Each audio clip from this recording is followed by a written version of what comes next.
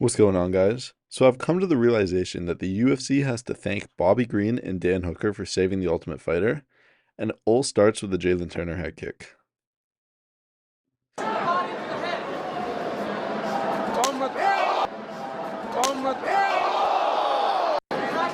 So Dan Hooker and Jalen Turner had their fight, and Jalen Turner broke Dan Hooker's orbital bone and his wrist, and that led to Jalen Turner saying things like this.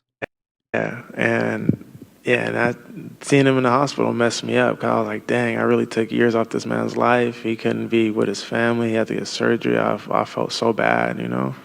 So that played in my head for a while. So that's one of the reasons I was healthy after the fight. Like I could have fought the next week. So that's one of the reasons why I took a bit of time off from my mental. I had a lot of stuff mentally going on. So yeah. It really is.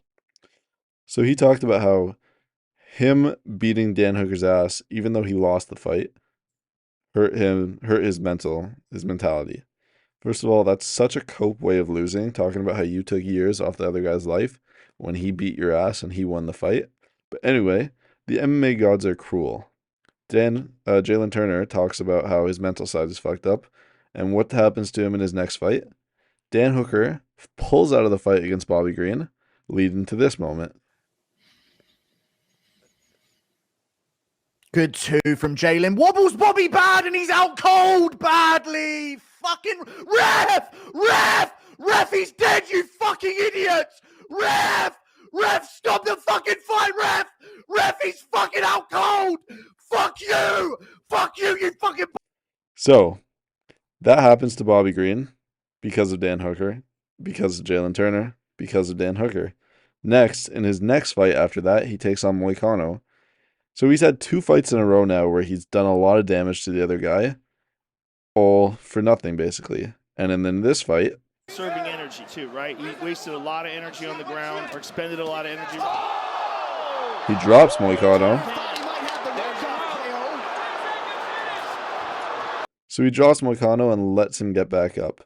Basically, without Dan Hooker and Bobby Green fucking up Jalen Turner's mentality, he wouldn't have just walked away if he had when he had hurt Moicano. And next, Bobby Green. If Bobby Green doesn't shoot for a takedown against a guy that many believe couldn't hang with him on the feet like a complete degenerate retard, we wouldn't have seen this, or this, or this, and we most certainly wouldn't have gotten here to where these two are going to fight on the Ultimate Fighter, or going to coach on the Ultimate Fighter, and then have a co-main event or a fight night main event. And yeah. Thank you, Dan Hooker and Bobby Green. Your sacrifices will not go unwarranted. Thank you for saving the Ultimate Fighter. Let's get this done. Please subscribe and like the video and comment more ideas if you have them. Schmitty out.